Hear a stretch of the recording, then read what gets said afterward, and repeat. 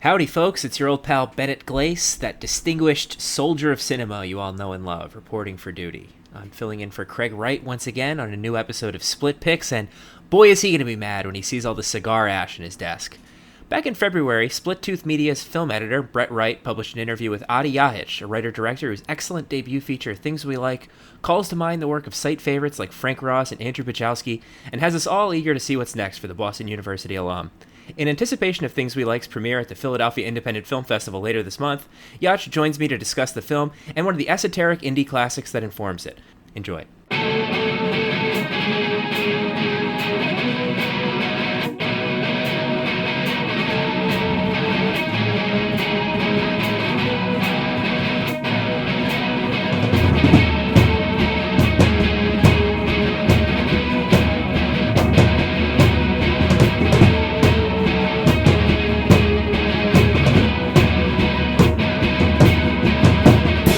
Today with filmmaker Adi Jahic, the director of the great Things We Like, premiering later this month at the Philadelphia Independent Film Festival. How's it going, Adi? Hey, it's going real well. Happy to be on. Yeah, and we're pairing Things We Like with Tom Noonan's excellent, still underseen What Happened Was. Moving chronologically, let's start with What Happened Was. So I rewatched this film a couple times in preparation for this, and I realized I'd never seen this new re-release remaster that makes it look like a completely different film. I've seen the shitty VHS rip 3 times, which I kind of like. And I had also really misremembered it as like a Date from Hell sort of a movie. It's really something much different than that, way more interesting. For the benefit of viewers who aren't familiar with the film, would you mind describing kind of the basic premise and some of the qualities that you think set it apart? Yeah, sure. So basically it's, not a Date from Hell film, but the entire thing is basically happens over the course of a date. But I think it's really just a masterpiece of acting and of, I guess this word's a bit of a cliche, but of character development. And the way Tom Noonan sort of weaves together all these flaws and flubs and all these, little fleeting moments between them, I think is just a masterpiece like no other. Yeah, flaws and flubs are, of course, something that I'm totally unfamiliar with as somebody who gets it right the first time every time. How'd you first encounter the film? Was it one you saw in Ray Carney's class? Yeah, it was in Carney's class, and if you guys don't know who Ray Carney is, he's a professor of film at my alma mater, Boston University, and he's definitely one of the greatest minds in film that I've ever encountered, especially on the writing about film side. He has written some great critique about Cassavetes, about Bresson, but also about Noonan. So that's where I came across this film for the first time, and I also saw that VHS version. It was played on a VHS tape. I think the top and bottom of the screen, you couldn't even see anything because of how old the VHS was. So when I watched it again after the 4K restoration, I was surprised about the fact that when you watch that movie, you're actually supposed to see things, which is, I'm mostly joking because it is really well shot. But yeah, that's how I came across it, and it definitely opened my eyes to a whole new way of doing film and creating meaning that I hadn't really experienced beforehand, because I don't really think anything was really like this movie before Tom Noonan created it, I guess. No, yeah, and I like I was saying, I'm basically at a loss for films or filmmakers to compare it to. It takes, a stock event, two people who know each other sort of going on a date, but the ways that the directions the conversation goes and the kind of things that are revealed about the characters and how they're revealed is so unusual. And you think you kind of have the characters pegged when they first show up, particularly Tom Noonan. At least I did, because Tom Noonan usually plays a specific sort of a character. Yeah, and it's clear, it's clear from the beginning that he fancies himself a certain sort of a guy, and she has a certain sort of idea of him. But yeah, the way those things kind of erode throughout an agonizing 90 minutes, and I say that in a good way, is really impressive. He subverts like everything. Even the beginning is subversive. You take this kind of cliche shot of someone like slapping their alarm clock, and it's this weird looking alarm clock. And I think nowadays, like funny like furniture and stuff is such a cliche of like Sundance core movies, and this movie I think won the Grand Jury Prize at Sundance when that meant a different sort of a thing. That's such a cliche now, everyone thinks of like Juno talking on the hamburger phone, but I think Tom Noonan got out ahead of that cliche, and I think it counted as a new development, that someone having kind of like kooky furniture like that. And I like the way more and more interesting bits of decor are sort of revealed in the apartment as well. It becomes, you're not only doing this kind of like psychic excavation and exploration, but you're also kind of, as you're seeing more and more of the set, you're getting all these different facets of the characters too, which I don't know, maybe sounds like sort of a cliche, but trust me folks, you've not seen it done like this. Yeah, no, I think what the first 40 seconds to a minute of this movie showed me the first time I watched it is that cliches in regards to like what you're actually doing is like the whole alarm clock thing and that whole sequence is such a, like the morning sequence is such a cliche, right? But it's only a cliche if you do it in a certain way. You know what I mean? Like you could do it in a way where it's not cliche. Like with anything that's a cliche, if you do it in a different way, you can make it feel different and new and independent. And that's what I think that he does really in those first 5 minutes. Like I think there's a bunch of other movies that have the alarm clock thing or have this sort of kooky furniture setup, but they don't feel the way this one feels. And I know that's a somewhat sort of imperfect way of saying it, but if you watch it, you'll know what I mean. It's a tough film to describe, but almost every review I've read of it, even from like critics I like, it sometimes feels like we watch a different movie, or they find sort of different things about it. Because I think it's really like a funnier film than people give it credit for. She has a couple lines early on when they're first kind of sitting down to dinner, and she talks about having like a bunch of siblings. She just like really sort of like brashly says, "Yeah, never a dull moment with that shit," and you can tell he's sort of taken aback. And it's like little character moments like that I think come across really well. I think to go on that point, I think it's a really hard movie to write about because I think what a lot of what critics try to do is create general themes or general feelings throughout like 20 to 30 minutes of the movie, if that makes sense. Like they're trying to sort of unify it, but it's just a movie that you can't unify because if like I could describe this movie to anybody and say, oh, it's just a really awkward date, right? And that would be one way of unifying it, but then you would be missing 99% of what actually happened. So that's what I think is so interesting about this movie is that every moment is changing. Like every 30 seconds is different from the previous 30 seconds.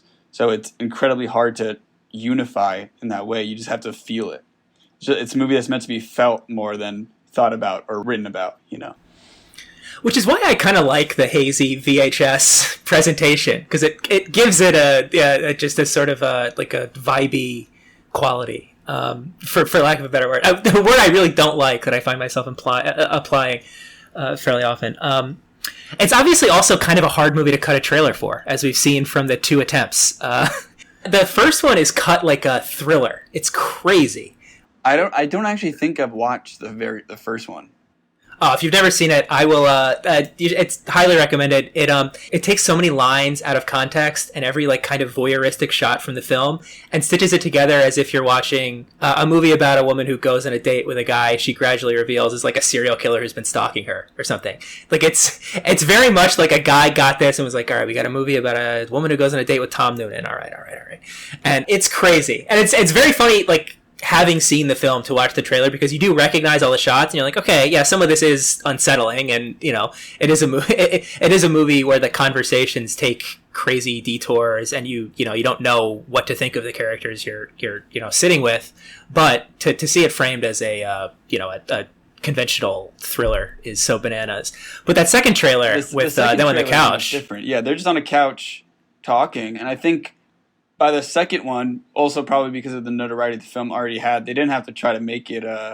They didn't have to try to sell it as anything. They could just say, "Hey, this is just a movie where two people talk, and you're gonna like it, so watch it." But in the first one, maybe they felt the need to sell it in some way. But from my experience making trailers, although I don't have too much, you're always gonna lie about your movie in some way. It's impossible to be completely truthful in a trailer, and I think.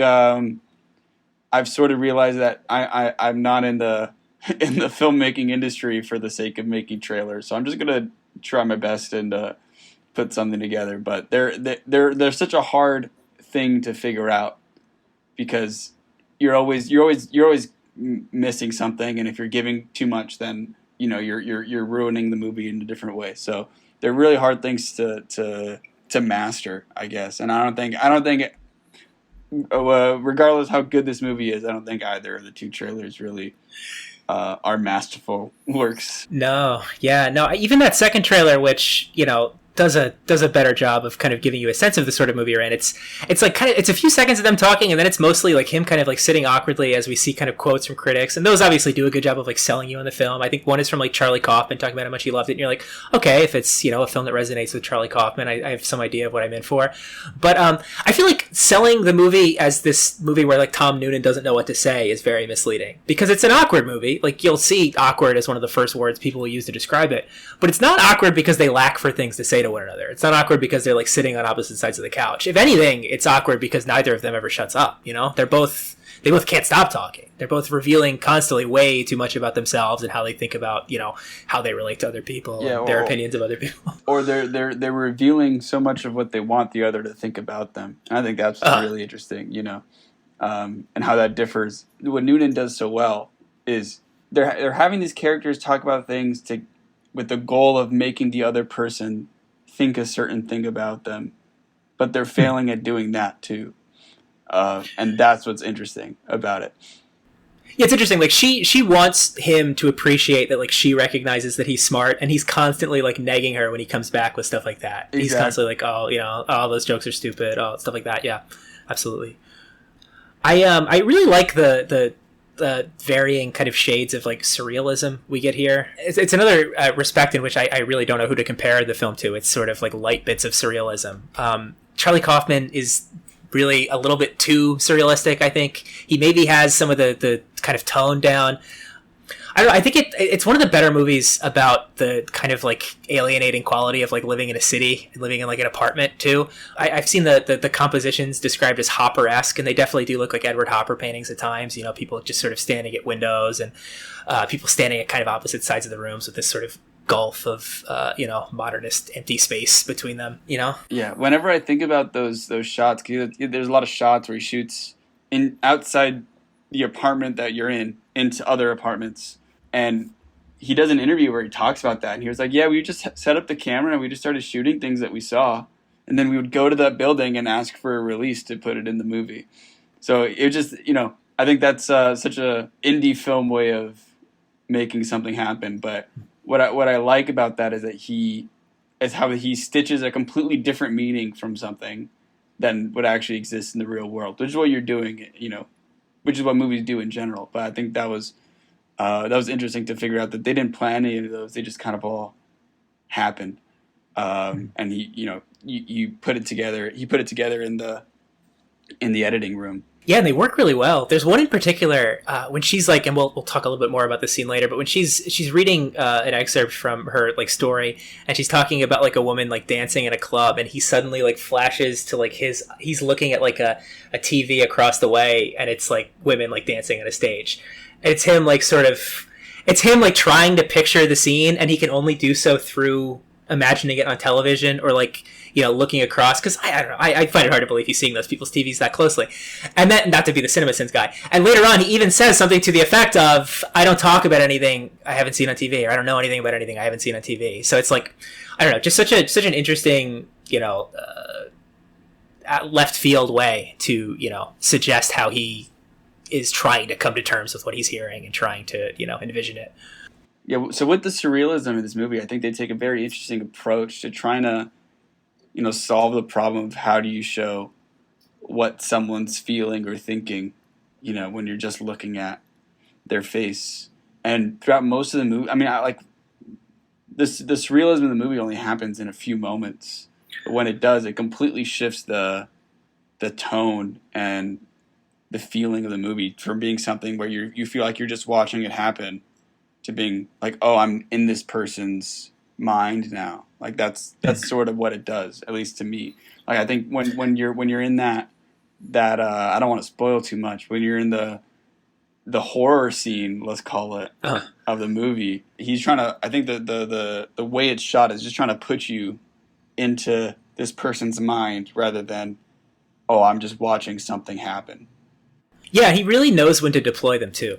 It's there are times when the camera is really active, where it's almost like an early like Coen Brothers film or something. It's like floating around. And like the one that comes to mind is like really early on. We get this sort of like swish pan that takes her from I think like outside of her apartment into her apartment, like into the hallway. We go from like kind of one flickering light to another, and she talks about how all she's lived for the last like week or whatever is thinking about being in the apartment. So that's like, I don't know, it's suggesting that she's it's almost like she's being teleported there. Like the anticipation is like willing her there from this one room to the other. We get a few of those kind of floating camera moments. But if you'd like, we can move on to that horror scene. The film reaches kind of a climax when what is her name?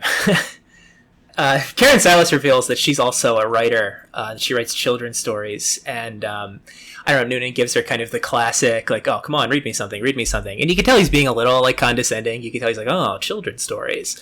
Boy, it's not like any children's story he's ever heard. And it was only on the third viewing that I realized he also, in describing the book he's writing, goes on kind of an uncomfortably long rant about, really, like, sticking it to the phonies or whatever. But let's tell the viewers sort of about how this scene plays out and how it kind of really, really changes the film, takes it into unexpected territory. Yeah, I think that's a moment where sort of you realize as a viewer that your ideas you have about who these people are completely wrong, I guess. But also that you realize that the ideas that they have of who each other is also completely wrong, if that makes any sense.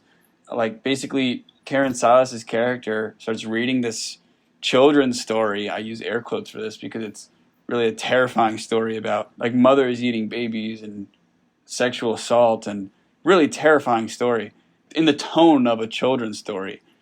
And Tom Noonan's character is just trying to rationalize it all. We start to get these shots of, like, and this is where I think it maybe tips its hands a little too much, the film, the shots of, like, the creepy baby dolls and stuff. We get the shots of these little dolls and of this dollhouse and something moving in the dollhouse, and like his face is obscured, the lighting is all weird, even though there was nowhere else for the lighting to be weird. Like, there's no reason for the lighting to feel weird. I like, too, there's a shot from, like, inside the dollhouse of him. Yeah. She's kind of repeatedly shot in, like, a classic, like flashlight under the face, sort of, like, telling a scary story style. It's a crazy scene, and it's framed in some ways, or presented in some ways almost like a sex scene. Like, she really kind of, like, welcomes him into this, like, deeper space in the house. There's this...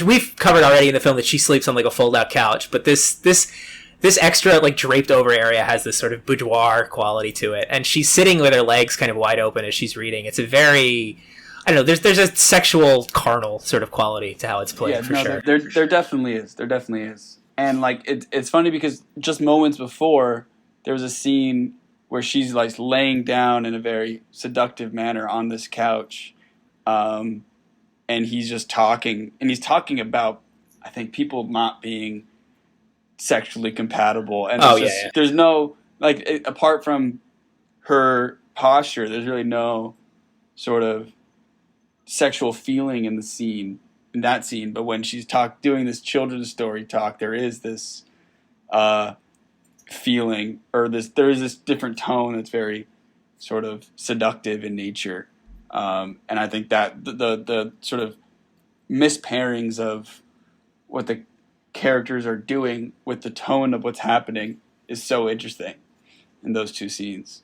And I love how, like, flatly it, like, ends too. Like, the story ends, she's given this, like, it's like a real performance, dude. She's, like, doing, like, sound effects and shit and, like, voices. And he just is like, oh, that was a children's story? Jesus Christ. Like, he's kind of just, like, normal, nonplussed. Yeah, and then right after, she starts explaining how she got it published, but really it was not a real publisher. It was sort of like a pay to publish type situation.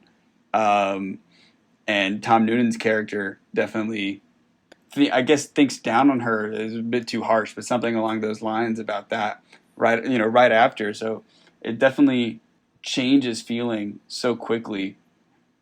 And it doesn't, like, the movie never becomes so dramatic, or it only allows for any type of connection or melodrama only for a few seconds, and then takes you away from it. It never sits in any sort of feeling like that for too long. At least that was my interpretation of it. Yeah, for sure. The characters don't like sit still very long for that sort of thing to happen. Especially Karen Silas toward the end is like increasingly sort of moving from place to place. She like has the cake and everything, and then I don't know. I love his like just comic obliviousness when she mentions something about like this being a date, and he says, "Well, this is a date."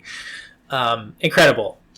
Just an incredible like rug pull from a character who has really kind of been sort of a know-it-all throughout this whole thing. Has really kind of fancied himself, a guy who knows a lot. And then again, to this movie's ability to turn on a dime, right from like a laugh at Tom Noonan's expense, he delivers this like tearful monologue about like how this is all phony. Like, oh, I'm only looking down on you for paying to publish your book to such a degree because I'm not even actually writing a book. I haven't written anything in 15 years. Like, I don't know. He realizes that she's someone who, whatever he might think of it as like taking control of her own life and is like writing and publishing and like kind of, I don't know, comfortable with her position within the company and everything. And he is somebody who, because he has this inflated idea of himself, has just felt more and more every day like he didn't get the memo about how he was supposed to, actually make it happen. It talks about like life feeling like it's passed him by. Exactly.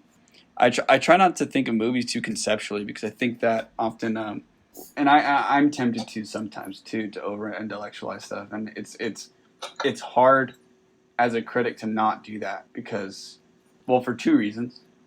One, it makes you feel smart, and two, I think it's kind of what a lot of critics are sort of believe that they're supposed to be doing.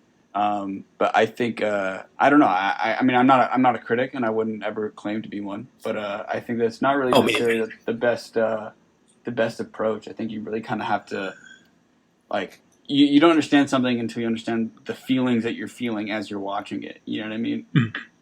That's often way more interesting. Like how something that you see or hear makes you feel is often way more meaningful than like a conceptual understanding of what the movie's trying to do. To take that in a pretentious direction, that Tolstoy wrote about art in that way. Said it was supposed to be about, I think, like having the reader like re-experience kind of the feeling that you are trying to impart. Basically, even better, make them experience a completely new feeling. You know what I mean? Like which I think this one surely does. And Rasan said once, and this is something that really really changed my life, I guess, is and it was a very simple quote. He said in an interview, someone asked him, what do you think about the fact that people always complain that they don't understand what you're doing? And he said, I'd much rather someone feels something from my movie than understands something from it. Is like, I would much rather invoke emotion than intellectualism. And I was like, and I thought that was very interesting. When I do think about this movie conceptually, I often think about this concept called the simulacrum, which basically means to the act of giving the image of something value rather than the thing itself. And I think that's a trap a lot of people in life can fall into. Something that I've definitely fallen into for, extended periods of my life where I try to seem a certain way rather than to really be a certain way, and I think that's something that Noonan really is touching on in that final sequence, but also throughout the movie in general. Like these characters are so, especially Noonan's character, he is trying to seem a certain way and be a certain way because he has some value on what people think about him rather than really feeling like that. Because I think in life we can get lost between who we are with how we think people perceive us. And I think that's something that this movie really touches on. And I think that what Karen Silas says to him afterward is like so fucking bleak, so goddamn depressing. When she's just like, well, I figure we're all where we are because we want to be. As if to say like we can complain all we want, but we made the decisions that got us here, right? Yeah. I don't think I've watched that part of the movie yet without crying, which maybe I shouldn't say on while I'm being recorded. But God, it just really pulls the strings, man. Like, and not even in a melodramatic way. Like I'm not reacting to it because like, oh, I'm so sad for this character. I'm reacting to it because I'm thinking so deeply about life. Because, I would say there's been a lot of periods in my life, at least, where I don't feel like I am where I am because I want to be there. I feel like I am where I am for some reason that I don't really know and I don't really know how I got there. But in reality, we're making these decisions for ourselves. You know what I mean? Like, at least I've had I mean, maybe that's just me. At least I've had the privilege to make all these decisions myself. And sometimes, I mean, sometimes in my life I haven't felt like I am exactly where I'd hoped to be, and I'm not exactly doing the things that I'd hoped to be doing. But Karen Silas's line toward the end of the film, and kind of watching this film and things we like, kind of back and forth. Her line got me thinking about the conversation that Peter and Georgia have. I'm better with the characters in your film, their names, at least those two. It reminded me of the conversation that Peter and Georgia have, about insurance as a profession and like communications as a field of study, and were those really the places you wanted to be? So I guess that gives us a nice kind of point of transition into the discussion of things we like. So obviously a lot of the kind of making of stuff has been covered in your interview with Brett from earlier this year. But just a quick summary for the benefit of our listeners, if you could kind of give some background on kind of how the film came together, and maybe what directing a film kind of during the pandemic was like. Yeah. I mean, it was definitely a crazy experience that I'm hoping to submit myself to again. Not the pandemic part, but the making of a movie. Hey, who knows? Yeah, hopefully not. But so I wrote it when I was 19, going on 20. So that would be 2019. Wrote it over just I think the course of 4 or 5 days. And then I was like, hey, I was in college. Like, hey, I have all these friends who might want to do this with me. So I started reaching out to a few of them who I'd worked with on shorts in the past. I was like, hey, well, let's try to do something a bit bigger. And a lot of people were like, yeah, sure, let's do it. And then the pandemic hit, and I thought that we'd have to put it aside for a while, but it actually worked out that we were able to figure out a way of shooting it. So yeah, we shot it with skeleton crew, almost no budget. Actually, I mean that we had enough of a budget to kind of put things together, which is nice. Like people were very generous in giving to us, which I will be thankful for forever. I think compared to most indie movies, even we really didn't have any budget, So yeah, we shot it over weekends while I was still taking classes, while most of us were taking classes, all in the Boston area, and it was a crazy experience, especially with the pandemic. Like, one of our actors ended up testing positive for COVID the day before their first call. So we had to fill somebody in last minute, who did a great job. He plays one of the truckers in the end scene, and he just absolutely killed. His name's Liam Krivkov, great actor. But yeah, definitely led to some wild experiences, and but really a good time. I really had a great time shooting in with great actors and great people. So I'm interested in how you choose to introduce us to your main character, Georgia, and her world. We're kind of dropped right into mundane day-to-day reality. We see her doing some chores, canceling appointments. How did you decide how you would bring the viewer kind of into the film and accustom them to its rhythm? You avoided the getting into the swing of the day cliches that we talked about. Making those decisions, it's interesting how in the course of making a movie, how some decisions can be arbitrary because of how often things change throughout. Like, this one really was a completely different concept when I first started writing it, and it changed into what it is now. But my goal was to sort of create this feeling of, I guess, let's say trapped pleasantness. I wanted to show that this character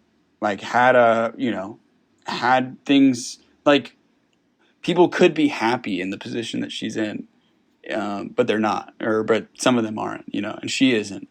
So I wanted to create this feeling almost of a claustrophobic not knowing what to do. And so that's kind of that's how that ended up coming out that way. Or the idea of the main thing that happens in this movie, she goes on this trip to Boston. And I had at some point thought to just start it when she leaves this house that she's in the first 16 minutes, but I realized that we need to have a really much deeper understanding of the situation she's in, the people who she's around.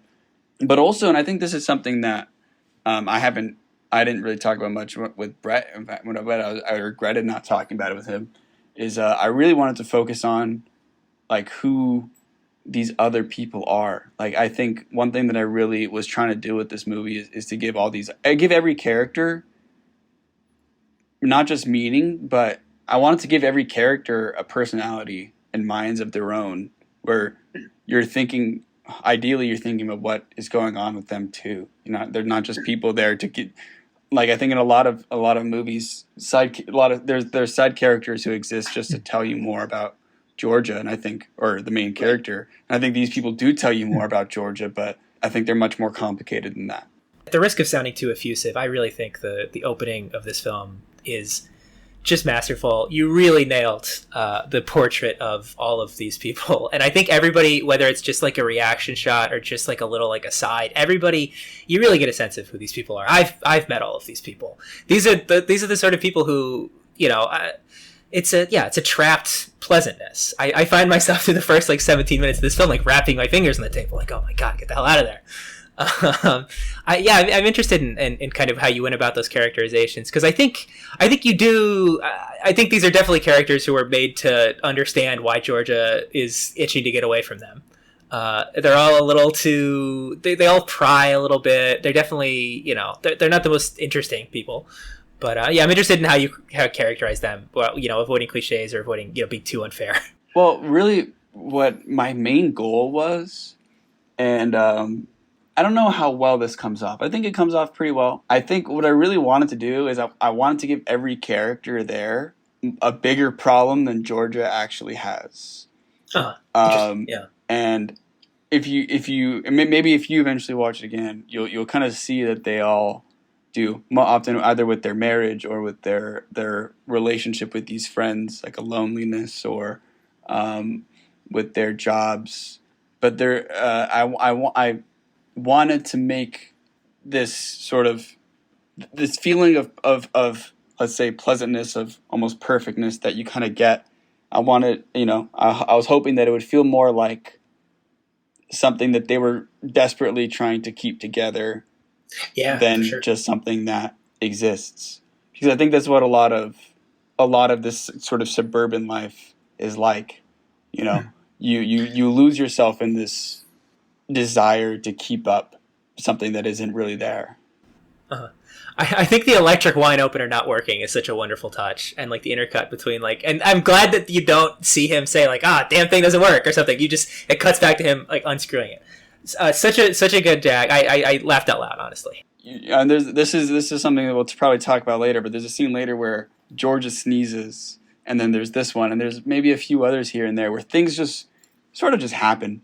Really? Oh. Like I didn't tell Emma Coleman. She probably could have. Maybe she's a great actress, but I didn't tell her to sneeze. She just sneezed, and I was like, well, I'm going to use this.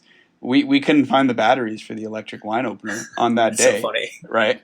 So in my head, that was just going to be a funny moment, but then it didn't work. I think it's much better because it doesn't work, because we have this other idea instead. But I think that's really.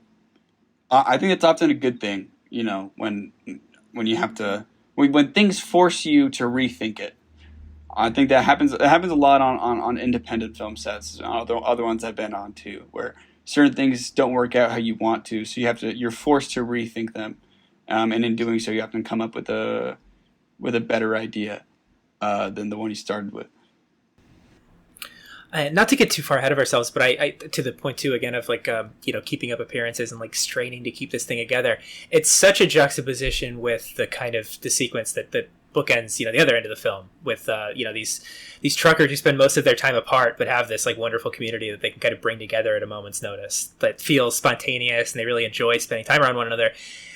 And then you have the alternative. You have, we do this every week because it's on the calendar. It's on the calendar in pen, not pencil. Yeah.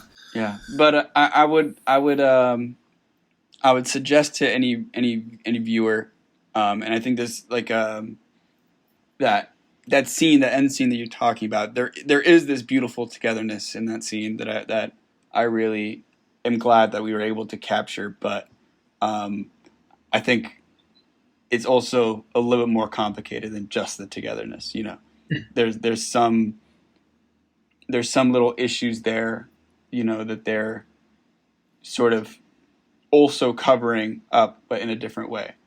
I think that's one thing that I kind of wanted to do with all these three. They're the three different sections, is that they all have their own issues as well. You know, that they all have their own things that they're dealing with. It's a good point to transition into the kind of city sequence of the film. So obviously for Georgia, the Boston setting here is kind of an instantly memorable one. You know, for the character, it's her first time in the city. It's her first time in an apartment anywhere. I'm just interested.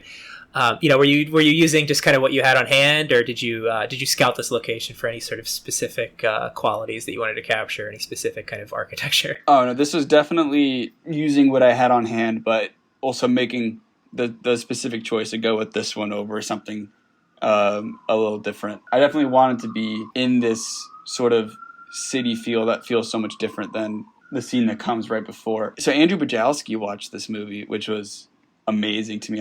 If you told me before I made this movie that would happen, I would tell you that you're lying to me, because I'm such a big fan of his. And he really laughed at that line where she says, "This is my first time in an apartment." But yeah, he thought that it worked. I've been to Vermont a couple times, and I was looking on a map of where in the film she's from, right? And obviously she could have seen an apartment, but it's very, very possible that she could have never been in one. I like that the lobby is like very much like a classic. It's like it's a type of room that only exists in an apartment building, you know. So it's very much like a nice entry into that sort of. And there's that moment where she struggles to get in with her bag, which is not something that you know, you don't have those space issues in suburban Vermont. You make an appearance. Georgia's headed to Boston to meet up with a guy she's met on the internet. Much like in What Happened Was, parties are sort of in disagreement on whether or not it's a date. But so my first question is, I guess, about the decision to cast yourself here. You know, was that, well, can't find anybody who I like better for the role, or was this, you know, a role that you saw some of yourself in, perhaps? I hate name dropping, but I have to in this specific scenario. That was actually that decision was made with the help of Frank Ross.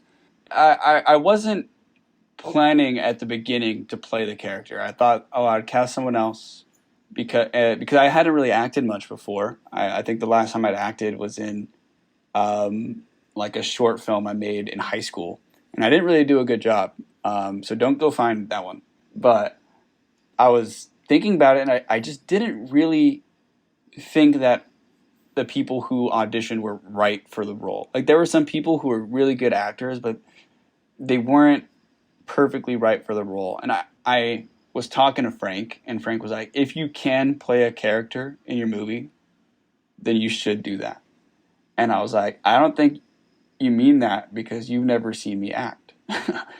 And he was like, no, I mean that you should do it. And I was like, okay. That's kind of how that came about, was with his advice. And I realized, if I'm being completely honest, I definitely had I definitely thought as I was writing it that it's a role that I could play, because of the fact that, you know, it's so much in some ways it's so much like me, in some ways not at all. Like, I'm not a musician like Peter is, but I think in other ways we're somewhat similar. It's interesting. The Frank V. Ross cast himself as such an unlikable character and quietly on by. It's sort of funny that he would have cast himself like that. Yeah. Yeah, I think Peter's pretty unlike.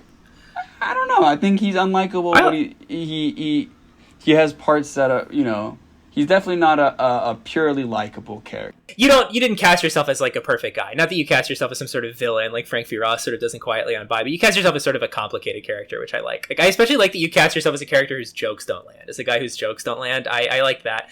And I especially like the weird non sequitur when she wakes up and you talk about like eating worms. I was like, hell yeah. This it reminds me of something out of like The Color Wheel. If you ever seen that film. I have not actually, but I probably I will now. See, I just don't think that I would. Well, two things. I don't think I'd ever write a perfectly likable character, you know.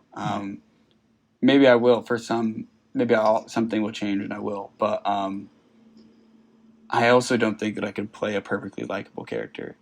It's a lot of pressure. It's a lot of pressure, exactly, and it's a lot of sort of being something that you really aren't. And I'll leave that to the great actors, you know. Yeah. So, to what extent is his, is the character's work in music kind of inspired by your work in film? You know, I'm thinking in particular of the kind of play me something moment. You're a filmmaker.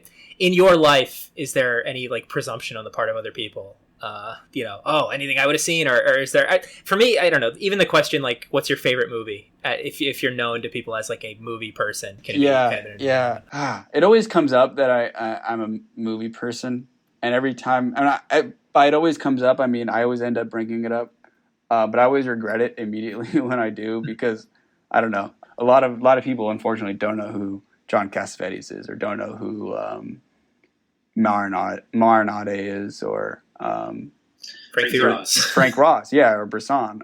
And I wish everybody did, but unfortunately, that isn't the case. But yeah, I would say definitely there is there were some parts, let's say, in writing that script where I was definitely pulling pretty closely to different things that I was feeling, but changing it, you know, and changing it in ways to make it either more interesting in a sort of emotional sense or thematic sense. There's a line where Georgia asks me like something along the lines of, "When's the last time you made something?" And I basically say I haven't. I keep starting and then stopping because it ends up being shit. Can I say that on the podcast? Yeah. Okay, cool. Because it ends up being shit, and I've definitely experienced that a lot, and I've also experienced these. And I think filmmakers always have to deal with this more than I think many other types of artists. But like where external factors are what's stopping you from making something, like either money or locations or whatever. And I think that can be really frustrating. But I would say that my own personal connections and experiences that line up with Peter's aren't exactly the most meaningful aspects of what Peter's saying. I think what he's saying and what he's doing are I think meaningful outside of my own experiences. At least I hope so. So Peter's roommate returns somewhat unexpectedly, and it kind of shares a story that, without spoiling kind of where the conversation between Peter and Georgia goes, I'll say it plays a little like a version of the events we've just watched. Would you say that's fair to say? I would say, definitely. Yeah. I would say, and this is really what this is a part of what I was trying to get at here, is that there's a type of person that could experience what Peter and Georgia just experienced, right? And turn it into that. You know? But these two characters don't, and he does. And that's what I think is interesting, because really like as if you're just looking at what happens and what he says, there's a lot of parallel there. So one imagines the episode played out pretty differently based on how he talks about it, but yeah. Exactly. What I was hoping to kind of get at right there, in different parts of the movie as well, is just this sort of the fact that much of what happens in our lives, anything that happens, we give our own meaning to. Two people can experience the same exact thing, but have completely different understandings of what's happening. And I think that's one of the most beautiful, but also one of the most sometimes frustrating, sometimes complicated thing about life, is this, I guess, subjectivity of it. which is sounds pretty dumb when you say it like that. So that's why what my struggles with saying this in words is showing is like when you try to summarize something, much like a critic trying to summarize what happened was, you not only just lose something, like you're not only just losing an amount of information, you're also just changing it entirely. And that's something that I was trying to touch on at different points in this movie as well. It's like mounting a butterfly in a certain respect, right? Like even if it's like, oh wow, this like beautiful thing on the wall, it's like, well, I've killed this, I've made this it now looks like this one thing, I've now definitively said this is this. There's something much more pleasant about just sort of letting a film live in your mind and kind of being open to like interpretations, for sure. I don't know, I find that I write about film because like it's a good way to get me to stop thinking about like things that have obsessed me. For me, like putting it down on like paper, and I don't know, it's the wrong way to think about the films, for sure. It almost feels like a sense of like, not ownership, but it just feels like I can put it on the shelf like a book if I've like gotten down, if I've, really just finally everything that I wanted to say about a subject, if I can just kind of try to put it in a piece. I don't know if you've ever read any of my essays, but they're nonsense. They go off in a million different directions because I'm trying to just, everything I've ever thought about Clint Eastwood or whomever has to go into the piece. I think they end up sometimes cohering, but they definitely do. I think you're being a little too hard on yourself there. I think really what I was trying to stress with what I said about critics was more that how hard of a job it is to do well. Oh yeah, 100%. But I think that's a big problem in film writing as it is in everything else. In filmmaking even, they stop thinking right at the point where they might start disagreeing with themselves. You know what I mean? Because people don't want to have to deal with the cognitive dissonance or whatever it is. And I think that's something that happens to a lot of filmmakers. It happens to me sometimes, where the moment I get frustrated about something, I just put it to this. I don't think about it at all anymore. But I think that's something that I would, I guess, ask for people to try to, and I guess that's something that I try myself to not do. Let's say that. Yeah, I don't know. I mean, I think it's people sell themselves and like the work and like the reader short when they stop short of the contradicting themselves, because like art is only good if it's full of like paradox and full of like contradictions and makes you, I don't know, wrestle with things. The best filmmakers are people who are like simultaneously obsessed with and repulsed by the sort of things they capture. So the film's final extended sequence takes place in a much different location than the one that started it. We begin in a kind of suburban home, and here we're in a truck stop.